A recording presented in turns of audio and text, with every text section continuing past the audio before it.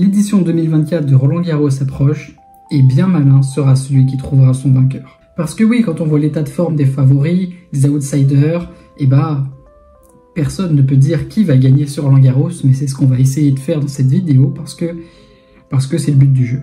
Et on ne veut pas commencer par un favori. Comme d'habitude, on va commencer par celui que tout le monde attend pour son dernier Roland-Garros. Oui, je veux bien évidemment parler de monsieur Rafael Nadal, 14 fois vainqueur à Roland-Garros. Quand il se présente, d'habitude, c'est le favori. C'est le seul favori. Et cette fois, monsieur Rafael Nadal est très loin au classement et monsieur Rafael Nadal est très loin d'être favori. Un Rafael Nadal que l'on n'avait vu que pour 3 matchs en janvier, puis plus rien jusqu'au tournoi de Barcelone, où il s'impose contre Koboli, puis perd sévèrement contre De Minaur. Un tournoi à Madrid où il bat De Minaur, cette fois, il bat Cachin, il bat Darwin Blanch. Bon, 16 ans, c'était pas très représentatif, et il perd contre un très bon Lehečka, mais un bon tournoi de Madrid pour Nadal. Puis un tournoi de Rome beaucoup moins bon, où il se fait fesser par Hurkacz. Et qu'est-ce qu'on attend de Rafa à Roland-Garros finalement? Ce qu'on attend de Rafa à Roland-Garros, c'est forcément qu'il gagne, mais ça me paraît très compliqué cette année. Rafa, allez, j'aimerais bien le voir en 8e ou en quart, ça me ferait très plaisir déjà. Mais c'est Rafa, c'est Roland-Garros, c'est chez lui, il a une aura exceptionnelle. Peut-être qu'il peut s'en sortir, mais est-ce que son physique va tenir? C'est plein de questions en suspens et c'est pour ça que le retour du roi, finalement, c'est peut-être la chose la plus excitante de ce Roland-Garros. Et on commence notre tour des favoris par celui qui est, à mon sens, celui qui a montré le plus de choses lors de cette tournée sur terre battue. Je veux bien évidemment parler de Stefanos Tsitsipas, titré à Monte-Carlo, finaliste à Barcelone, demi-finaliste à Rome. Un petit accident au tournoi de Madrid, un petit accident à Rome aussi finalement, puisque la défaite contre Jarry n'était pas anticipée. Mais Stefanos, c'est celui qui s'est montré le plus solide sur cette tournée. Un excellent niveau de jeu par moment, mais par moment un niveau de jeu beaucoup moins bon aussi dans certains matchs. Il s'en sort, mais c'est compliqué de faire de lui un favori. Il a déjà fait finale à Roland-Garros, donc il sait comment jouer en Grand Chelem. Le format lui va bien.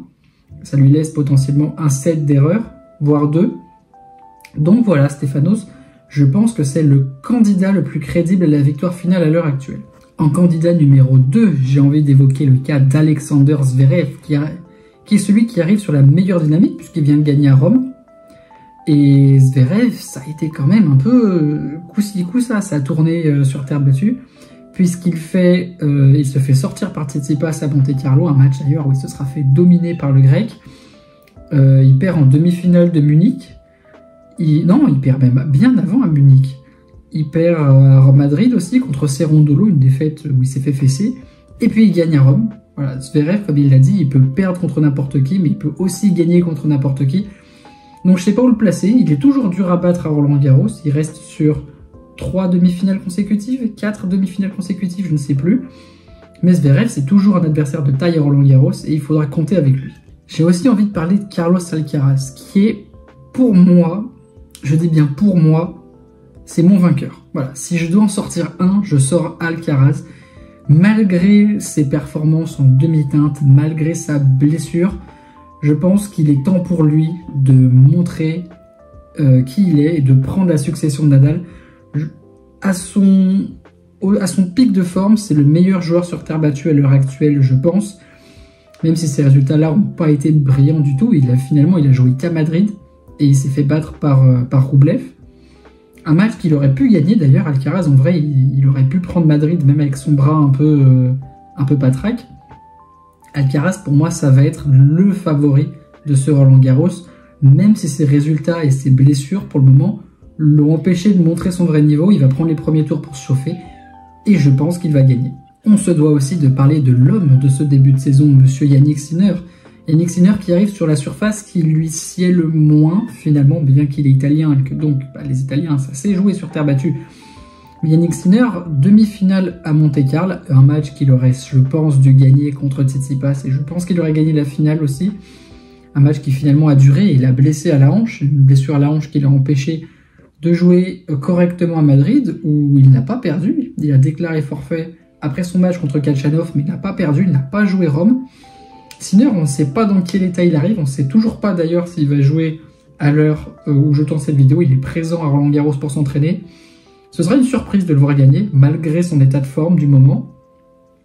Mais loin d'être impossible pour Yannick, qui, pour moi d'ailleurs, sera numéro 1 mondial après Roland Garros. Voilà, c'est mon avis. Parce que même s'il ne joue pas Roland Garros, il faut que Djokovic perde avant la demi. Et s'il joue Roland Garros, globalement, dès qu'il atteint 8e, quart, demi, ça sera bon pour être numéro 1. Donc je pense que Yannick Sinner sera numéro 1 mondial après Roland Garros. En parlant du loup dans la bergerie, Novak Djokovic, est-ce qu'on s'inquiète pour Novak? Est-ce que ce serait pas le début de la fin, comme beaucoup aiment le dire? Novak, il a eu une tournée sur terre compliquée. Il perd en demi de Monte-Carlo contre Casper Ruud. Après, il n'avait pas eu une adversité folle au tour précédent. Il joue pas à Madrid. À Rome, il perd contre Tabilo et un match, mais je vais pas dire lamentable, mais hors du jeu, hors de tout, en retard, pas envie, pas motivé. Il n'y avait rien de bon à retenir de ce match de Djokovic. Il s'est inscrit à Genève, donc là il joue à Genève. Là, à l'heure où je tourne cette vidéo, il joue contre Hanfmann.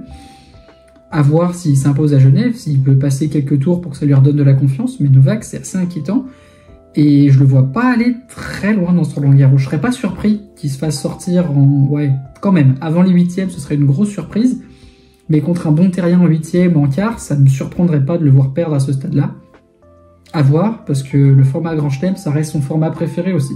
Et si c'était l'année pour franchir le palier supérieur pour Casper Ruud, qui lui a été très solide durant cette tournée sur terre battue, demi-finaliste à Estoril, finaliste à Monte-Carlo, vainqueur à Barcelone, enfin il a gagné autre chose qu'un ATP 250.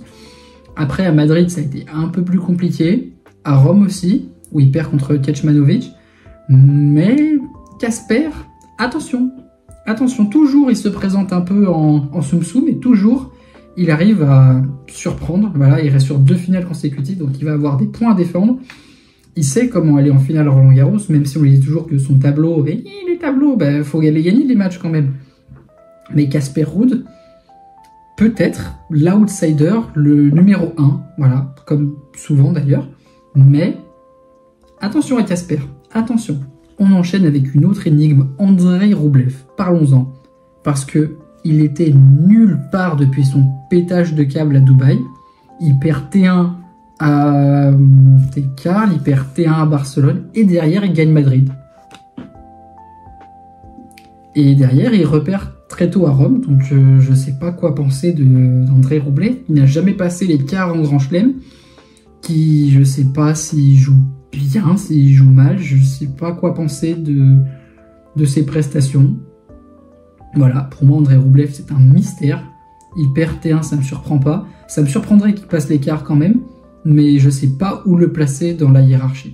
Un autre joueur dont il faut parler, c'est Daniil Medvedev. Daniil Medvedev qui a dit qu'il commençait à se sentir mieux sur terre battue, qu'il commençait à comprendre le fonctionnement, mais qu'il n'aimait toujours pas. Mais il commence à comprendre le fonctionnement, même si sa tournée terre battue cette année a été beaucoup moins bonne que l'année précédente, puisque l'année dernière, il prend Rome, puis après il perd T1 Roland Garros, mais voilà, c'est Medvedev sur terre battue.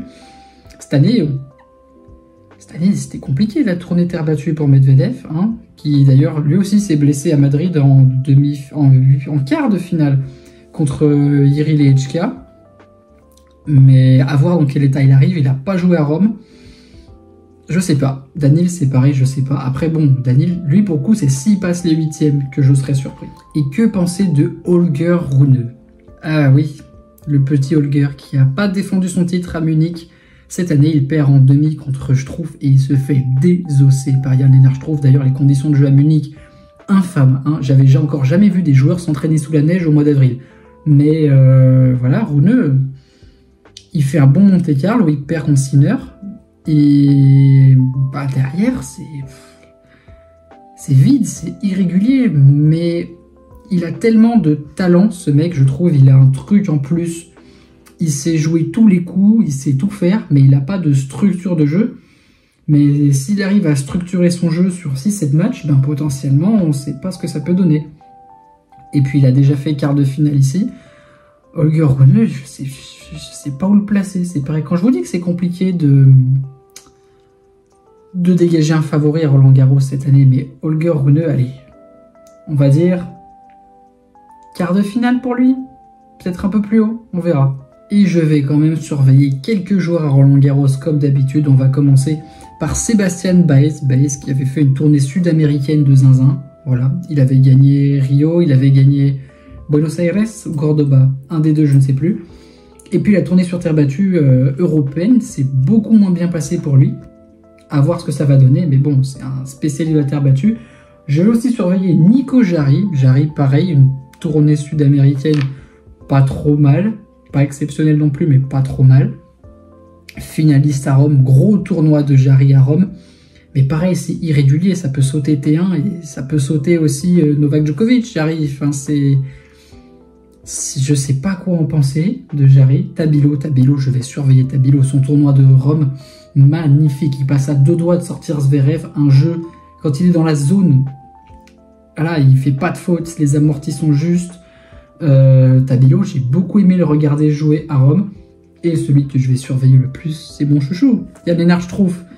Depuis le temps que je voulais qu'il gagne un titre, il a enfin pris son titre à Munich. Bravo à lui. Et il faut dire les choses, il joue bien sur terre battue. Il perd contre Alcaraz à Madrid, mais de pas grand-chose. Il perd contre Tsitsipas à Rome, de pas grand-chose une nouvelle fois. Je trouve que ça va être un poil à gratter pour pas mal de joueurs, je pense. Donc je vais le surveiller. Et un petit dernier mot, allez, pour Taylor Fritz, qui je trouve s'est bien débrouillé pour cette tournée sur terre battue, finaliste à Munich. Il joue bien, Taylor, il joue bien. Après, je le vois pas aller forcément titiller les gros. Mais à mentionner, il joue bien. Mon favori homme, ce sera donc Carlos Alcaraz. Et ma favorite dame, ce sera Iga Swiatek. Elle joue un tennis sublime depuis un moment maintenant. Et je vois pas qui peut la battre sur terre battue. Sabalenka a essayé 2 fois à Madrid et à Rome et s'est cassé les dents sur elle 2 fois. Swiatek, je ne vois pas qui peut l'empêcher de gagner sur Roland-Garros. Voilà, n'hésitez pas, vous, à me donner vos favoris dans les commentaires.